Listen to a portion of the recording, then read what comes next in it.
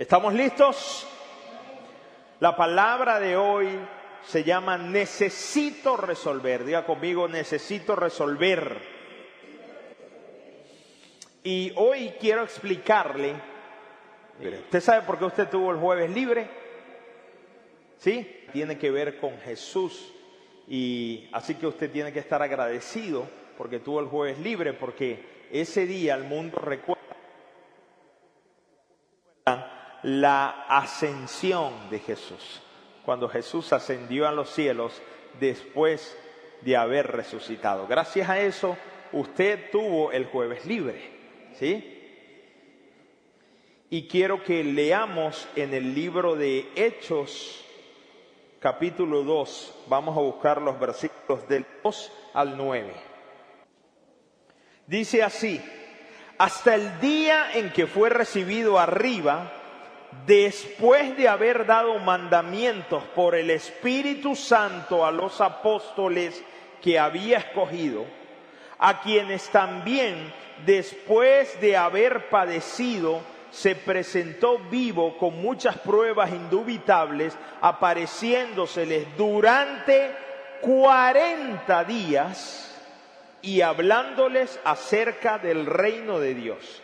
Y estando juntos, les mandó que no se fueran de Jerusalén, sino que esperasen la promesa del Padre, la cual les dijo: oísteis de mí. Porque Juan ciertamente bautizó con agua, mas vosotros seréis bautizados con el Espíritu Santo dentro de no muchos días. Entonces los que se habían reunido le preguntaron diciendo: Señor, ¿restaurarás el reino a Israel en este tiempo? Y les dijo: no les toca a ustedes saber los tiempos o las sazones que el Padre puso en su sola potestad. Pero recibiréis poder cuando haya venido sobre vosotros el Espíritu Santo, y me seréis testigos en Jerusalén, en toda Judea, en Samaria y hasta lo último de la tierra. Y habiendo dicho estas cosas, viéndolo ellos, fue alzado y le recibió una nube que le ocultó de sus ojos. Esto fue el episodio de ascensión de Jesús. Y saque usted la cuenta, ¿por qué tuvimos el día libre, el jueves libre? Este cayó 29.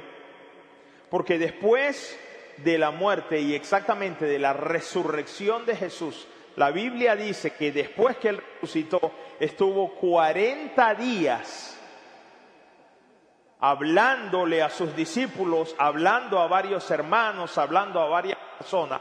Y después de los 40 días viene este suceso y Jesús asciende. Así que saque la cuenta, si usted quiere, de cuándo fue mi resurrección hasta ahorita, y va a ver que son 40 días. Y hoy celebramos eso, la ascensión de Jesús, y luego la fiesta del Pentecostés, que es la manifestación del Espíritu Santo. Jesús les da una orden acá: yo me voy a ir, pero esperen a que venga la promesa del Padre. Y la promesa del Padre era el Espíritu Santo que iba a venir sobre ellos. Ahora, cuando Jesús vino, había una cantidad de expectativa y se generaron muchas cosas en cuanto a la venida del Señor, en cuanto a ese tiempo y todo lo que hizo Jesús en ese tiempo. La venida física de Jesús hace 2000 años marcó el inicio de una liberación espiritual que trasciende y va más allá de cualquier tipo de esclavitud que cualquier sistema de gobierno antiguo o moderno quisiera imponer sobre el ser humano.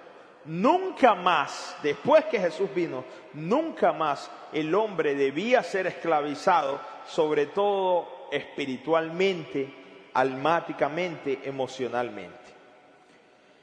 Cuando Jesús vino, el mundo antiguo en ese momento estaba siendo alcanzado y estaba siendo dominado, lo que se conocía en ese momento, parte de Asia, de Europa, estaba siendo dominado por el Imperio Romano. Y el pueblo de Israel tenía ya la promesa de un Mesías, de que iba a venir un libertador y que los iba a liberar de la esclavitud.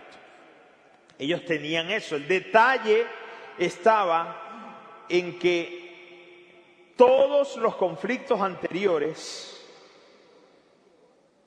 que tenía el pueblo de Israel, y en la cual estaban esperando un Mesías y habían tenido una resolución, habían tenido una liberación, había sido física la resolución, la solución había sido tangente, por ejemplo con reyes como David, reyes como Salomón, que hubo tiempo de paz, y otros reyes que liberaron a Israel, pero nunca se habló de la llegada del reino de Dios hasta Jesús. Cuando Jesús vino, Él empezó a hablar y empezó a decir, el reino de los cielos ha llegado. En Mateo 4:17 y en muchas otras citas usted puede conseguir. Él decía, el reino de los cielos, el reino de Dios se ha acercado, el reino de Dios está entre ustedes. De hecho, cuando oramos y Él nos dejó una oración modelo, nosotros oramos, Padre nuestro que estás en los cielos, ¿qué más? Y venga tu reino. Pero entienda que Israel estaba siendo gobernada por un reino tirano, por un imperio tirano, y a ellos les urgía la liberación de esto. Repito, todas las resoluciones, las liberaciones que había tenido el pueblo de Israel habían sido de reinos terrenales, pero con Jesús fue diferente. Nunca nadie habló de una liberación del alma. Porque el problema y lo más importante que nosotros debemos entender, que la libertad empieza en nuestro espíritu, la libertad empieza en nuestro corazón. Hay mucha gente presa en cárceles, pero por dentro han encontrado al Señor y son libres, aunque estén metidas en la cárcel. Y hay mucha gente afuera de las cárceles que son esclavos y que están presos del alma, en asuntos espirituales, en asuntos del corazón, aunque físicamente estén afuera. Entonces Jesús nos vino a hablar de un reino diferente. Entonces las expectativas que tenía el pueblo de Israel eran altas. En su desesperación esperaban a un David en un caballo que viniera a enfrentarse al César, o esperaban a un Moisés que viniera a enfrentar al faraón y decirle, deja ir a mi pueblo. Las expectativas que ellos tenían eran altas porque estaban pasándola mal con el imperio romano. Nosotros, cuando vemos las películas de Jesús, cuando leemos los evangelios, recuerda que todo está enfocado en lo que hacía Jesús, pero no sabemos del ambiente político que ellos vivían. Y el ambiente político que vivían era triste, era difícil, era una carga muy pesada de impuestos, maltrato, era asesinatos, era injusticia lo que ellos vivían. Cuando leemos historias como escritas por el historiador, por ejemplo, Flavio Josefo, que escribió La Guerra de los Judíos en tiempos de Jesús, Pilato era un hombre perverso. Él lideró la revuelta judía, donde degolló a una cantidad de judíos. Era un hombre malo, y muchos emperadores hicieron cosas terribles. Entonces, no es solamente lo que leemos en los evangelios, es que la están pasando muy mal. Por lo tanto, las expectativas que tenían de un Mesías que los viniera a libertar eran muy altas. Muy altas. Al llegar Jesús, con esta predicación del reino se ha acercado, pero no veían ejército, no veían caballos, veían que César estaba ahí, todavía el trono, veían lo que le da la gana. Entonces se decepcionaron un poco. Algunos no entendían de qué estaba hablando Jesús y cuál era la liberación. Ahora, la pregunta acá es, ¿qué expectativa tiene usted acerca de Dios? ¿Qué promesa sientes que tienes tú de parte de Dios? Pregúntale a alguien cerca, ¿cómo están tus expectativas con Dios?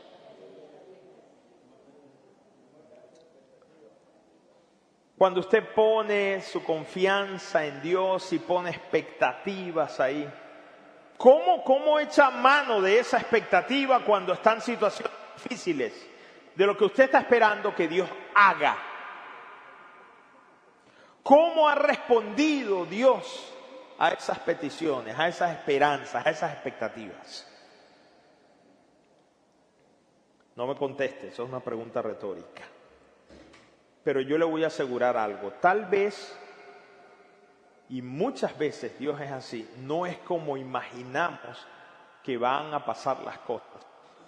Y tal vez la respuesta no es como usted se lo imagina, pero yo sí le puedo asegurar algo.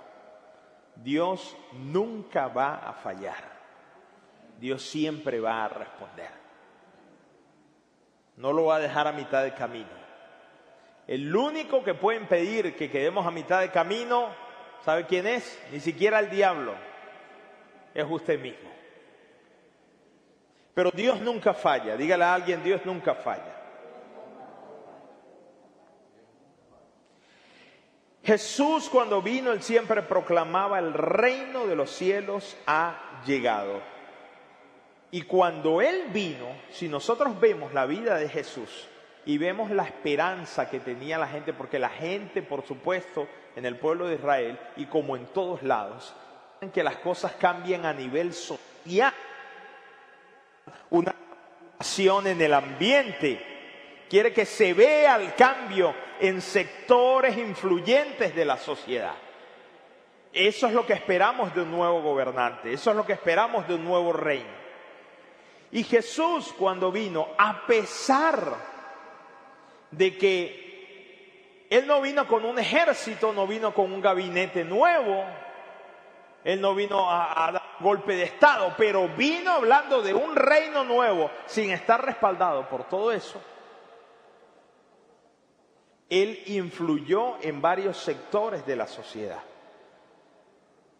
y fue relevante. Jesús, por ejemplo, en el sector de la alimentación, si hablamos del sector de la alimentación, Jesús muchas veces alimentó a personas. Y la alimentación es un problema difícil a todo dar. Y cada quien, cada sociedad tiene problemas en ciertas áreas. Y lo importante de un gobierno es que pueda cubrir esas áreas en las que la sociedad tiene problemas. Se dice que una vez hubo una reunión en las Naciones Unidas y se hizo una pregunta en esta reunión. Dijeron, opine honestamente acerca de la escasez de alimentos en el resto del mundo.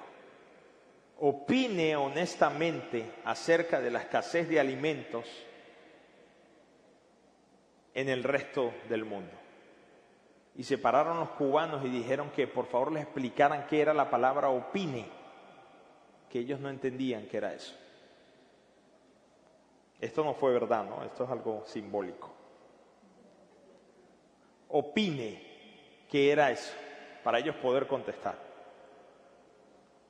Y de repente los europeos, la Unión Europea se para y dice, explíquenos qué es escasez, porque no entendemos esa palabra.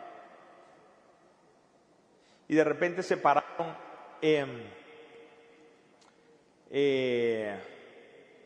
los africanos, el bloque africano, y dijeron, por favor que alguien nos diga qué es alimentos, porque no entendemos qué es eso. Opine honestamente acerca de la escasez de alimentos en el resto del mundo. Y se pararon los americanos y dijeron, alguien nos explique qué es el resto del mundo, por favor, que no sabemos qué es el resto del mundo.